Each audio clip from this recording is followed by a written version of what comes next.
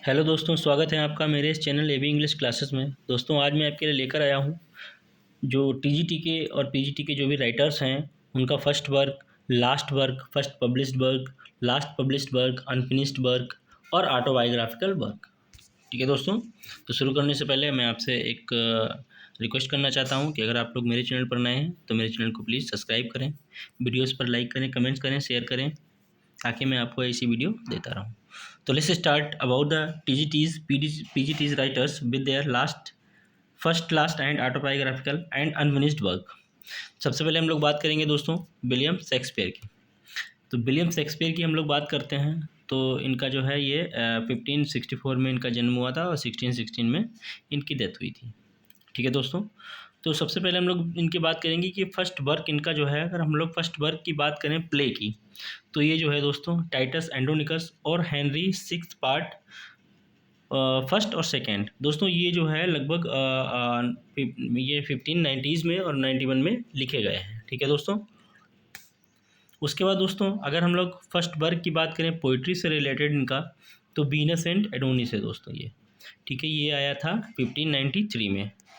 दोस्तों अगर हम लोग बात करें इनके लास्ट वर्क की, लास्ट पब्लिश्ड वर्क की, तो इनका लास्ट जो पब्लिश्ड वर्क था वो था द टेम्पेस्ट, जो कि आया था 1610 या 1611 में। ठीक है दोस्तों, उसके बाद हम लोग बात करेंगे जो शेक्सपियर है इनका अनफिनिश्ड वर्क कौन सा है दोस्तों। अनफिनिश्ड वर्क इनका जो है हेनरी हेनरी अर्थ है और ये जो है 1613 में आया था और इसको कंप्लीट किया था, कंप्लीटेड बाय जॉन फ्लेचर। ठीक है दोस्तों, अगर हम लोग इसके लास्ट इनकम्प्लीट वर्क की बात करते हैं तो इनका लास्ट इनकम्प्लीट जो वर्क है, अनफिनिश तो है ही ये, लास्ट इनकम्प्लीट वर्क जो है टू नॉवल किंग्समैन। ठीक है दोस्तों, ये इनको इनके साथ लिखा था कोलैबोरेटेड विद जॉन फ्लेचर। ये जो है जॉन फ्लेचर के साथ में इन्होंने लिखा था और ये जो है 1612 से 1614 में लिखा गया था, लेकिन ये पब्लिश हुआ था 1634 में। ठीक है दोस्तों, उसके बाद दोस्तों इनकी ऑटोबायोग्राफिकल वर्क हम बात करेंगे। इनका ऑटोबायोग्राफिकल वर्क जो है कोई नहीं है। ठीक है दोस्तों, अब हम लोग बात करेंगे हमारे जॉन मिल्टन से रिलेटेड। तो जॉन मिल्टन, ये आपको पता है, इसकी डेट जो है पूछी जाती है टीजीटी में, तो आप लोग डेट इनकी जरूर नोट कर लीजिएगा। डेट आपको पता ही होनी चाहिए। वो 9 दिसंबर 1608 में और 8 नवंबर 1674 में जो है इनकी डेथ हुई थी। दोस्तों अगर हम लोग बात करें इनके फर्स्ट वर्क की, फर्स्ट वर्क इनका कौन सा है, on the morning of Christ nativity. दोस्तों जब ये 23 एज के थे तब जो है इन्होंने पोएम लिखी थी 1629 में। ठीक है दोस्तों, उसके बाद इनका जो फर्स्ट पब्लिश्ड वर्क है वो है हमारा ऑन शेक्सपियर। ऑन शेक्सपियर 1630 में आई थी। दोस्तों ये जो है फर्स्ट फोलियो में जो है एज आ ओपनिंग पोएम जो थी वो लिखी गई थी। ठीक है, सॉरी सेकेंड फोलियो में। उसके बाद दोस्तों इनका लास्ट वर्क जो है वो है paradise रिगेंट, Samson against. Last publish अगर हम लोग बात करेंगे तो जो है इनका पैराडाइज रिगेंट और सैमसन एग्निस्ट, ये दोनों एक में ही पब्लिश हुए थे 1671 में। ठीक है दोस्तों, और सैमसन एग्निस्ट आपको पता ही होनी चाहिए, एक ड्रामेटिक पोएम है या क्लोजेट ड्रामा है। उसके बाद दोस्तों हम लोग बात करेंगे इनका अनफिनिश्ड वर्क कौन सा है। तो इनका दोस्तों अनफिनिश्ड वर्क है द हिस्ट्री ऑफ ब्रिटेन। ठीक है दोस्तों, ये एक प्रोज वर्क है। ये 1655 से 1660 के बीच में लिखा गया था, 1670 में ये पब्लिश हुआ था। अनफिनिश्ड वर्क ये इनका है द हिस्ट्री ऑफ ब्रिटेन। और उसके बाद दूसरा इनका अनफिनिश्ड वर्क जो है वो डी डॉक्ट्रिना क्रिस्टीना है। ठीक है दोस्तों, ये जो है 1623 में पब्लिश हुआ था। ठीक है दोस्तों, इनके ऑटोबायोग्राफिकल की बात करें हम लोग तो इनका ऑटोबायोग्राफिकल वर्क कोई भी नहीं है। ठीक है दोस्तों, अब हम लोग आगे चलते हैं। इन्होंने ऑटोबायोग्राफिकल वर्क तो नहीं लिखे हैं, लेकिन इनसे रिलेटेड जो है कुछ पोएम्स हैं जो कि इनकी लाइफ से रिलेटेड हैं। ठीक है, poems related to Milton's life. तो कौन कौन सी पोएम्स हैं, सबसे पहले हम लोग बात करेंगे ऑन हिज ब्लाइंडनेस। आप लोगों ने खूब पढ़ी होगी, उसमें ये अपनी ब्लाइंडनेस के बारे में गॉड से बातचीत करते हैं। ठीक है दोस्तों, उनसे इसमें बताया गया है ऑन हिज ब्लाइंडनेस। ठीक है, उसके बाद हाउ सून हैथ टाइम, और ये जो है इनकी मोस्ट इंपॉर्टेंट पोएम, आप लोग जरूर ध्यान दीजिएगा। और ये इसमें रिग्रेट करते हैं नॉट अचीविंग हिज गोल। ठीक है, उसमें भी रिग्रेट भी होता है लास्ट में, लास्ट के जो सिस्टर रहता है उसमें रिग्रेट दिखाया गया ऑन हिज ब्लाइंडनेस में। उसके बाद एल एग्रो और एल पेंसरेसो जो है ये जो है शोज ऑटोबायोग्राफिकल एस्पेक्ट्स, इसमें जो है ऑटोबायोग्राफिकल एस्पेक्ट्स शो होते हैं दोस्तों। इसके बाद इनका मोस्ट इम्पोर्टेंट है एड पैटर्न। ये जो है दोस्तों इनकी मोस्ट इम्पोर्टेंट पोएम है। ये जो है इसका जो टाइटल है टू हिज फादर। ठीक है दोस्तों, ये लेटिन पोएम है। एड पेट्रम ये जो है पूछी जा सकती है, एड पेट्रम जो है किसकी पोएम है और किसके लिए लिखी गई। तो ये जो है जॉन मिल्टन की पोएम है, उन्होंने अपने फादर के ऊपर लिखी थी। ठीक है दोस्तों, अब हम लोग बात करेंगे हमारे अगले टीजीटी और पीजीटी के राइटर जो हैं विलियम वर्ड्सवर्थ। विलियम वर्ड्सवर्थ के बारे में, ये जो है 7 अप्रैल 1770 और 23 अप्रैल 1850 में इनकी डेथ हुई थी। उसके बाद अगर हम लोग इनकी बात करते हैं फर्स्ट पोएम की, इनकी जो फर्स्ट पोएम है कि sonnet on seeing Miss Helen Maria Williams weep at the tale of distress. अब दोस्तों ये जो है मोस्ट इम्पॉर्टेंट फैक्ट मैं बताने वाला हूँ। It was a sonnet appeared in the European magazine and London review in 1787 under the pseudonym Axiologus. इस ये दोस्तों एक पन है, इसका मीन्स होता है बर्थ ऑफ बर्ड्स। ठीक है दोस्तों, इसका मीन्स होता है बर्थ ऑफ बर्ड्स। ये चीज़ आप ध्यान रखिएगा कि जो है किसने एक्सियोलॉगस नाम से जो है सिनोनियम यूज करके एक पोएम लिखी थी। ठीक है, ये विलियम वर्ड्सवर्थ का फर्स्ट पोएम है। उसके बाद दोस्तों हम लोग इनकी बात करेंगे कि first published work with his own name. तो ये आपको पता होना चाहिए कि an evening walk and descriptive sketches, ये जो है 1793 में आया था। ये इनका फर्स्ट वर्क है। इनके हम लास्ट वर्क की बात करें विलियम वर्ड्सवर्थ की, तो द प्रिल्यूड है और ये 1850 में पब्लिश हुआ था।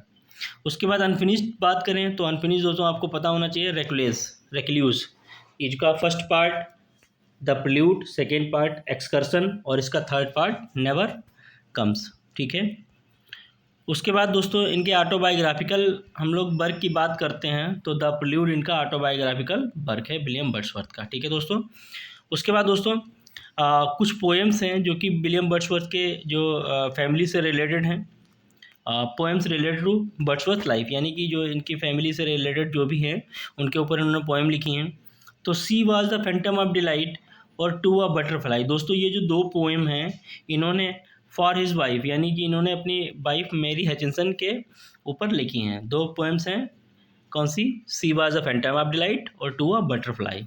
ये दोस्तों 1804 में पब्लिश हुई थी। उसके बाद अगली पोएम दोस्तों है elegiac stanzas suggested by a picture of Peele Castle 1807। ठीक है दोस्तों, उसके बाद टू द डेजी, ये भी 1807 में पोएम्स इन टू वॉल्यूम्स में पब्लिश हुई थी।